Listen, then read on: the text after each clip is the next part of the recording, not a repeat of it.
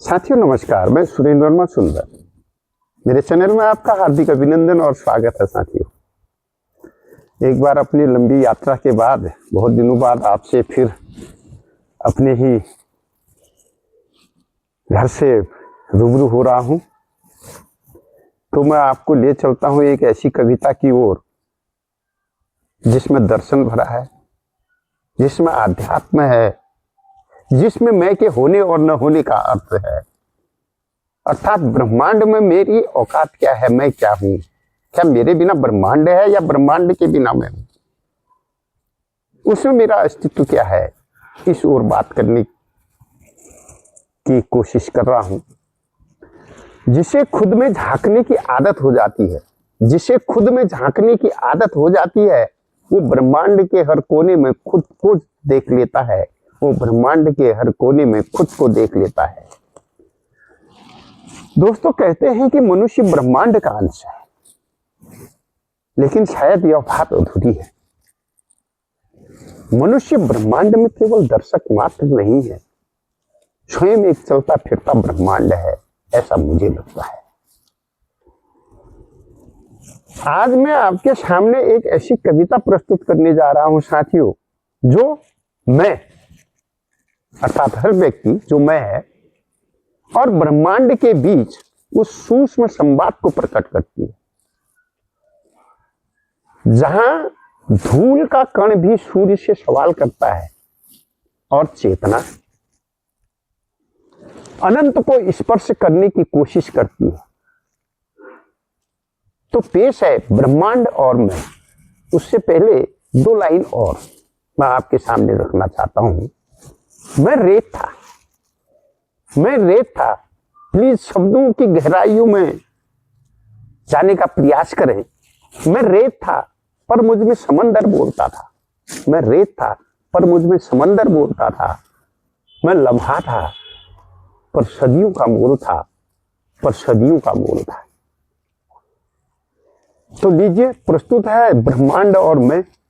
जरा आपका ध्यान चाहूंगा, क्योंकि अध्यात्म भी है, दर्शन भी है और जरा सा गहरी सोच की आवश्यकता भी है, क्योंकि अब कविताएं जो मेरी होंगी वो जरा गहरी होती चली जाएंगी।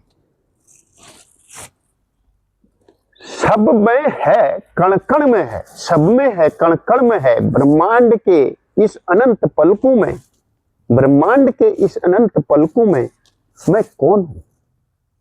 बस एक चमक में, बस एक चमक में मैं जर्रा रेत का कण, मैं जर्रा रेत का कण, जो रेत सा उड़ता, जो रेत सा उड़ता, सूरज तारों के बीच समिटता, सूरज तारों के बीच सिमटता, अपने आप में इतराता इठलाता, अपने आप में इतराता इठलाता।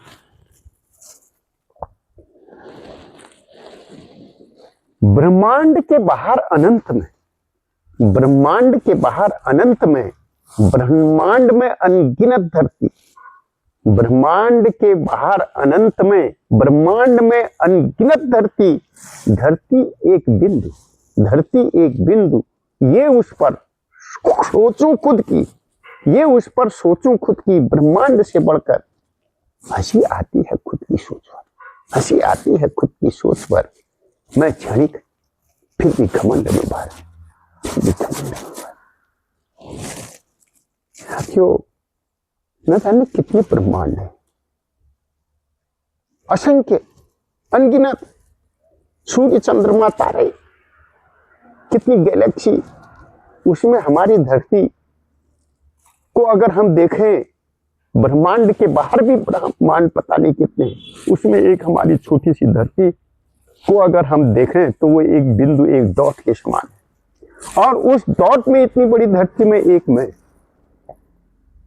अर्थात एक इंसान जो घमंड से भरा पड़ा है। पर फिर भी मुझ में कुछ है खास। मैं पूछता हूं क्यों हर बार, पर फिर भी मुझ में कुछ है खास। मैं पूछता हूं क्यों हर बार। मैं न गिनता हूं तारों की भीड़, मैं न गिनता हूं तारों की भीड़, ब्रह्मांड को पा लेने की होड़, और ढूंढता हूं जीवन की नींव, और ढूंढता हूं जीवन की। मैं रोता हूं, हंसता भी हूं, प्रेम लिखता, डरता भी हूं। मैं रोता हूं, हंसता भी हूं, प्रेम लिखता, डरता भी हूं। मैं मिट्टी हूं पर आग भी हूं। मैं मिट्टी हूं पर आग भी हूं।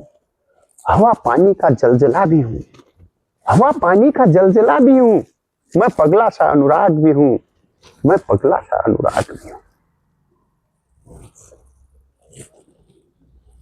तो हाँ, औकात रत्ती भर भी नहीं। तो हाँ, औकात रत्ती भर भी नहीं, पर चेतना खुद ब्रह्म स्वर हूं। पर चेतना खुद ब्रह्म स्वर हूं। मैं नश्वर पर सोच अमर है। मैं नश्वर पर सोच अमर है।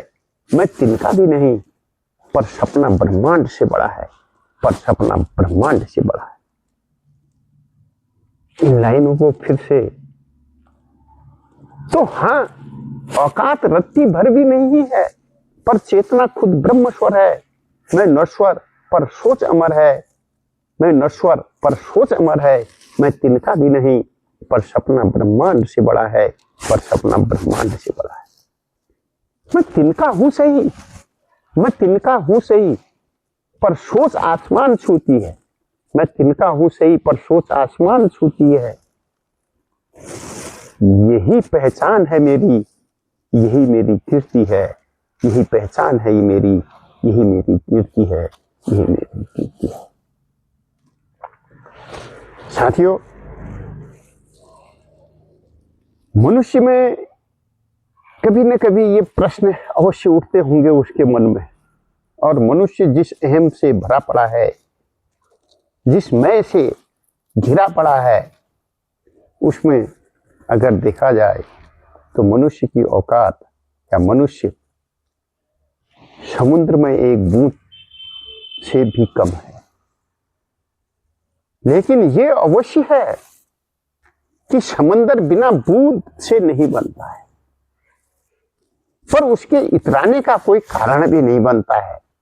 बूंद के इतराने का कोई कारण भी नहीं बनता है, क्योंकि समुद्र में उसका अस्तित्व नहीं है। साथियों, इसी दरमियान भी मुझे अनुभव हुआ, जब इधर उधर बाहर आदमी निकलता है घूमने के लिए तो अनुभव प्राप्त करता है। उस ईश्वर को पाने की होड़ में, उसके दरबार में श्रद्धा और भक्ति जिसे हम कह रहे हैं, उसमें जाने की, ये केवल उसके दर्शन के लिए आदमी, इंसान कितने हथकंडे अपना रहा है, जाता है। शायद वहां से मेरा कल्याण हो, मुझे कुछ सौभाग्य प्राप्त हो, कोई भी धार्मिक स्थानों में जाने से। लेकिन कहीं पैसे के बल पर, कहीं धन बल से, कहीं बाहुबल से, कहीं किसी और तिकड़म से उसके दर्शन करने को आदमी जोर लगाता है। मैंने एक लाइन कभी सुनी थी, ईश्वर के दरबार में, ईश्वर के दरबार में या परमात्मा के दरबार में सबसे पहले व्यक्ति वो खड़ा है, सबसे पहला व्यक्ति वह है, या सबसे पहला नंबर उसका पड़ता है जो इस सांसारिक दौड़ में सबसे पीछे खड़ा है, जो ये संसार की लाइन में सबसे पीछे खड़ा है।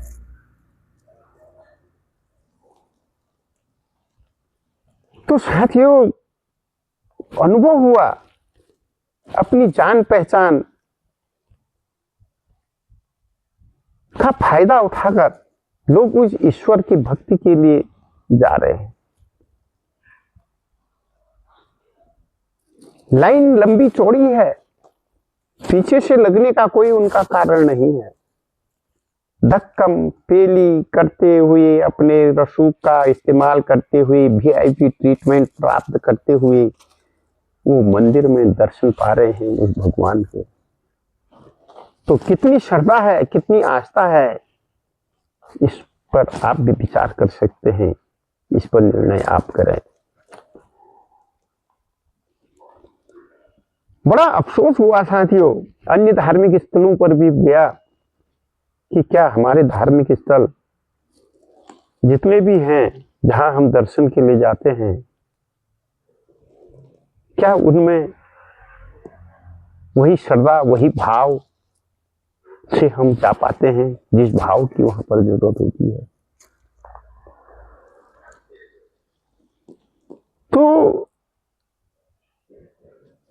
पिछली बार स्वर्ण मंदिर में भी जाने का मौका मिला साथियों, जो अमृतसर में है।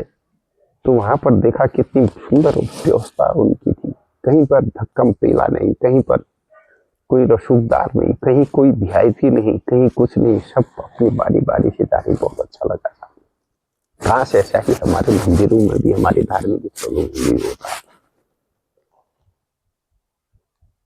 तो अच्छा लगता है।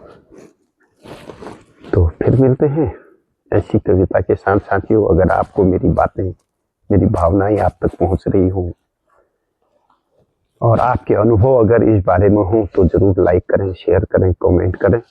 और जो पहली बार इस चैनल को में आए हैं, उनसे अनुरोध है कि वो सब्सक्राइब अवश्य करें इस चैनल में इसी प्रकार की बातों को साझा करने के लिए। तो फिर मिलते हैं अगली कविता के साथ, अगली बातों के साथ, अपने विचारों के साथ। धन्यवाद।